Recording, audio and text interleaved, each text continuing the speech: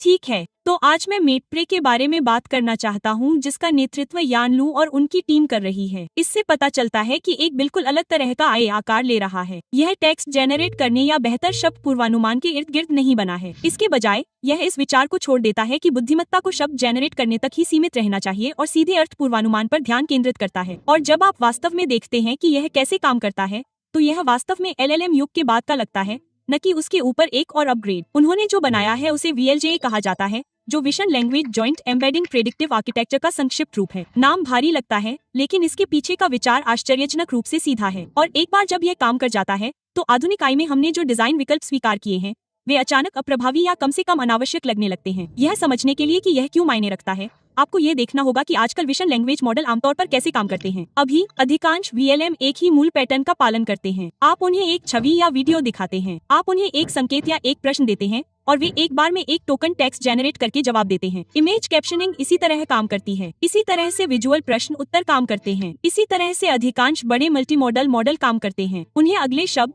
फिर अगले शब्द, फिर अगले शब्द बार बार भविष्यवाणी करने के लिए प्रशिक्षित किया जाता है। यह तरीका स्पष्ट रूप से काम करता है, लेकिन इसमें कुछ छिपी हुई समस्याएं हैं। पहली समस्या यह है कि इन मॉडलों को बहुत सी ऐसी चीजें सीखने के लिए मजबूर किया जाता है जो वास्तव में शुद्धता के लिए मायने नहीं रखती हैं। एक सरल उदाहरण लें। यदि आप पूछते हैं, अगर मैं इस लाइट स्विच को नीचे कर दूं तो क्या होगा, तो कई उत्तर हैं जो बिल्कुल सही हैं। लाइट बंद हो जाती है, कमरे में अंधेरा हो जाता है, लैंप बुझ जाता है। इंसान तुरंत समझ जाते हैं कि ये सभी एक ही परिणाम का वर्णन करते हैं, लेकिन टोकन आधारित मॉडल के लिए वे उत्तर बिल्कुल अलग होते हैं। वे लगभग बिना किसी ओवरलैप के प्रतीकों के अलग अलग अनुक्रम होते हैं। प्रशिक्षण के दौरान मॉडल को सटीक वाक्यांश, शब्द चयन और वाक्य संरचना सीखनी होती है। भले ही इनमें से कोई भी अर्थ नहीं बदलता है, लेकिन प्रशिक्षण के दौरान बहुत अधिक प्रयास अंतर्निहित विचार के बजाय सतही स्तर की भाषा भिन्नता को मॉडलिंग करने में जाता है। दूसरी समस्या तब सामने आती है जब आप इन प्रणालियों का वास्तविक समय में उपयोग करने का प्रयास करते हैं। टोकन दर टोकन जनरेशन धीमी और अजीब है। अगर आप लाइव वीडियो, वेरिएबल्स, रोबोटिक्स या ऐसी किसी भी चीज से निपट रहे हैं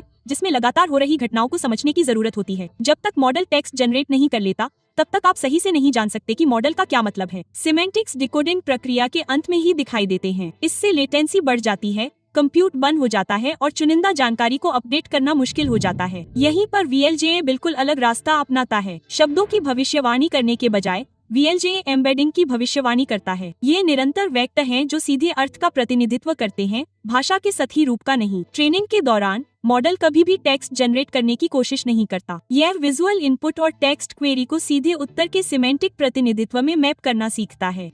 सिस्टम 4 मुख्य घटकों से बना है और हर एक की एक स्पष्ट भूमिका है। सबसे पहले विजुअल एनकोडर है। यह एक इमेज या वीडियो फ्रेम का एक सीक्वेंस लेता है और उसे विजुअल एम्बेडिंग के एक सेट में कंप्रेस करता है। आप इन्हें विजुअल टोकन के रूप में सोच सकते हैं, बस फर्क इतना है कि ये अलग अलग सिंबल की बजाय निरंतर वेक्टर हैं। इस सेटअप में वे VJEPA2 का उपयोग करते हैं, जो लगभग 304 मिलियन मापदंडों के साथ एक स्वपर्यवेक्षित विजन ट्रांसफॉर्मर है और यह प्रशिक्षण के दौरान स्थिर रहता है। इसके बाद प्रेडिक्टर आता है, जो पूरे सिस्टम का मूल है। यह मॉड्यूल विजुअल एम्बेडिंग और टेक्स्ट क्वेरी जैसे प्रश्न या प्रॉम्प्ट को लेता है और भविष्यवाणी करता है कि उत्तर एम्बेडिंग कैसा दिखना चाहिए। इसे लामा 3.21b से आरंभ किए गए ट्रांसफॉर्मर लेयर का उपयोग करके बनाया गया है, लेकिन बिना किसी कारण मास्किंग के। इसका मतलब है कि हर चीज एक दूसरे पर ध्यान दे सकती है। विजन और टेक्स्ट स्वतंत्र रूप से इंटरैक्ट करते हैं। फिर वाई एनकोडर है। यह एम्बेडिंग में सही उत्तर के प्रशिक्षण के दौरान लक्ष्य टेक्स्ट को एनकोड करता है। वह एम्बेडिंग सीखने का लक्ष्य बन जाता है। महत्वपूर्ण बात यह है कि यह प्रतिनिधित्व उत्तर के अर्थ को पकड़ने के लिए है,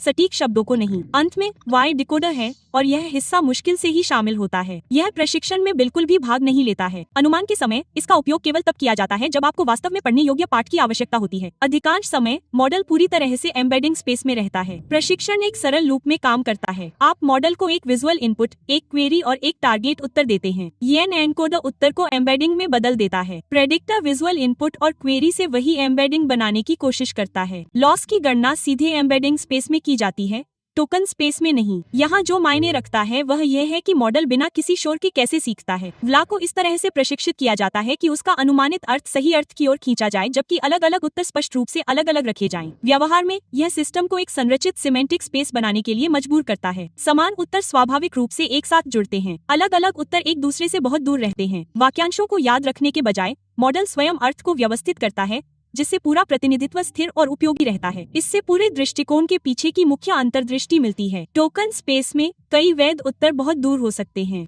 एम्बेडिंग स्पेस में वही उत्तर एक दूसरे के करीब हो सकते हैं। यह एक अव्यवस्थित मल्टीमॉडल लर्निंग समस्या को एक साफ सुथरी सिंगल मोड समस्या में बदल देता है। मॉडल को अब यह अनुमान लगाने की जरूरत नहीं है कि आप कौन से शब्द चाहते हैं, उसे बस यह समझना होगा कि उत्तर का क्या अर्थ है। इस वजह से VLJA को ट्रेनिंग के दौरान किसी भारी भरकम लैंग्वेज डिकोडर की जरूरत नहीं पड़ती। यह वाक्य लिखना नहीं सीखता, यह सेमेंटिक्स का अनुमान लगाना सीखता है और यह बदलाव अकेले ही सिस्टम के बहुत सारे अनावश्यक काम को कम कर देता है और आप इसे नतीजों में साफ देख सकते हैं। यह आइडिया वाकई काम करता है या नहीं, यह जांचने के लिए शोधकर्ताओं ने एक अनोखी तुलना की जिसमें लगभग कुछ भी बदलने की इजाजत नहीं थी। वही विजन एनकोडर, वही रेजोल्यूशन, वही फ्रेम रेट, वही डेटा मिक्सचर, वही बैच साइज, ट्रेनिंग स्टेप्स की वही संख्या। फर्क सिर्फ इतना था कि मॉडल को किस चीज का अनुमान लगाने के लिए प्रशिक्षित किया गया था। एक मॉडल ने स्टैंडर्ड रूट अपनाया, 1 बिलियन पैरामीटर लैंग्वेज मॉडल से टोकन का अनुमान लगाया। VLJ वर्जन ने लगभग 500 मिलियन पैरामीटर प्रेडिक्टर का इस्तेमाल करके एम्बेडिंग का अनुमान लगाया, तो तुरंत ही एम्बेडिंग आधारित सिस्टम में लगभग आधे ट्रेनेबल पैरामीटर थे। ट्रेनिंग के शुरुआती दौर में दोनों सिस्टम एक जैसे दिखते हैं। लगभग 500,000 सैंपल के बाद परफॉर्मेंस लगभग तुलनीय है, लेकिन जैसे जैसे ट्रेनिंग आगे बढ़ती है एक साफ पैटर्न उभरता है। VLJ तेजी से बेहतर होने लगता है और यह लगातार बेहतर होता जाता है। 5 मिलियन सैंपल के बाद यह वीडियो कैप्शनिंग पर लगभग 14.7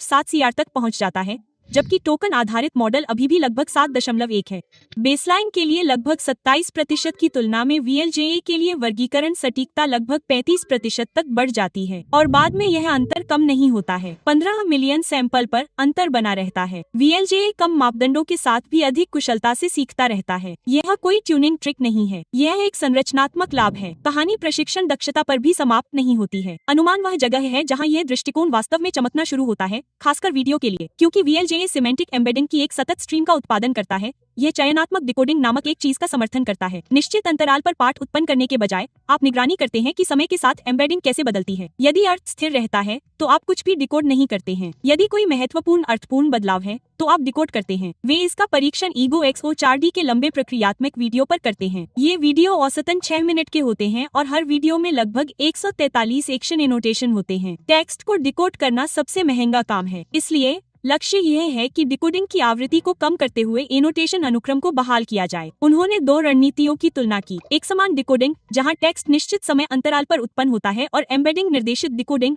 जहां एम्बेडिंग स्ट्रीम को शब्दार्थिक रूप से सुसंगत खंडों में समूहीकृत किया जाता है और प्रति खंड एक बार डिकोड किया जाता है। परिणाम एकदम साफ है। एक डिकोड प्रति सेकंड के समान प्रदर्शन के लिए VLJA को हर 2.85 सेकंड में केवल एक बार डिकोड करने की आवश्यकता होती है। यह समान साइड स्कोप के साथ डिकोडिंग ऑपरेशन में लगभग 2.85 गुना की कमी है। कोई फैंसी मेमोरी ट्रिक्स नहीं, कोई केवी कैश जिम्नास्टिक नहीं, यह केवल शब्दार्थिक क्षेत्र में काम करने का एक परिणाम है। यह स्मार्ट ग्लास, रोबोटिक्स, नेविगेशन या लाइफ प्लानिंग जैसे रियल टाइम सिस्टम के लिए विशेष रूप से महत्वपूर्ण है, जहां विलंबता और कंप्यूट लागत वास्तव में मायने रखती है। एक और बड़ा फायदा बहुमुखी प्रतिभा है। VLJA एक ही आर्किटेक्चर का उपयोग करके जनरेशन, वर्गीकरण, पुनर्प्राप्ति और विभेदक दृश्य प्रश्न उत्तर को संभाल सकता है।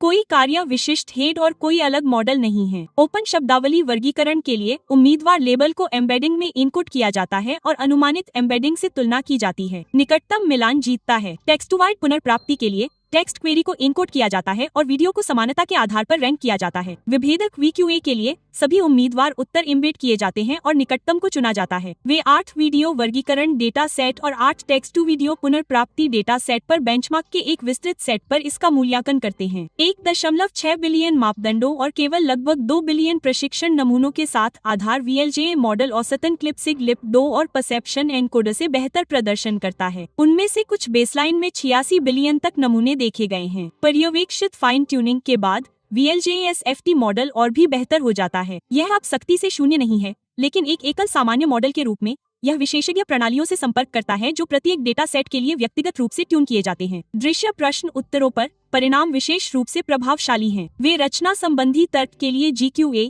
जटिल गणना के लिए टेलिका और मतिभ्रम का पता लगाने के लिए POP और POP V2 का मूल्यांकन करते हैं। 1.66 बिलियन मापदंडों के साथ VLAR SFT, इंस्ट्रक्ट ब्लिप और QuenVL जैसे मॉडलों की समान श्रेणी में आता है, जिनमें से कई बहुत बड़े बैकबोन और मल्टी स्टेज इंस्ट्रक्शन ट्यूनिंग पर निर्भर करते हैं। यह हर बेंचमार्क पर हावी नहीं होता है, लेकिन यह तथ्य कि यह बिल्कुल प्रतिस्पर्धी है महत्वपूर्ण है, क्योंकि यह क्लासिक जेनरेटिव VLM नहीं है। यह अर्थ की तुलना करके प्रश्नों का उत्तर देता है, मुक्त रूप में पाठ उत्पन्न करके नहीं। फिर विश्व मॉडलिंग प्रयोग है। यहाँ मॉडल को एक प्रारंभिक छवि और एक अंतिम छवि दिखाई जाती है और उसे यह चुनना होता है कि 4 उम्मीदवार वीडियो क्लिप में से किस क्रिया के कारण परिवर्तन हुआ। यह भाषा निर्माण की तुलना में भौतिक कारणता को समझने के अधिक करीब है। VLAR-SFT 65.7% सटीकता तक पहुँचता है और एक नई अत्याधुनिक स्थिति स्थापित करता है। यह बड़े विजन लैंग्वेज मॉडल से बेहतर प्रदर्शन करता है और यहाँ तक कि GPT-40, क्लॉड 3.5 और जेमिनी 2 जैसे फ्रंटियर लैंग्वेज मॉडल को भी मात देता है, जो कैप्शनिंग और टेक्स्ट आधारित रीजनिंग पर निर्भर करते हैं। यह परिणाम मायने रखता है। यह बताता है कि शब्दों में दुनिया को बयान करने और बाद में उन शब्दों पर रीजनिंग करने की तुलना में सीधे अव्यक्त शब्दार्थ का अनुमान लगाना अधिक प्रभावी हो सकता है। वे शुगर क्रेट, जोड़ और विज़लर जैसे हार्ड नेगेटिव बेंचमार्क का उपयोग करके स्वयं टेक्स्ट एम्बेडिंग की गुणवत्ता का भी विश्लेषण करते हैं। वे परीक्षण करते हैं कि क्या वाई एनकोडर स्वैप किए गए गुणों या परिवर्तित संबंधों जैसे सूक्ष्म शब्दार्थ परिवर्तनों का पता लगा सकता है। Base VLJAN encoder clip SIGLIP2 और परसेप्शन एनकोडर से बेहतर प्रदर्शन करता है, जो एक तेज और अधिक संरचित शब्दार्थ स्थान का संकेत देता है। अंत में वे एब्लेशन के माध्यम से सिस्टम का तनाव परीक्षण करते हैं। जब बड़े कैप्शन आधारित प्री ट्रेनिंग चरण को हटा दिया जाता है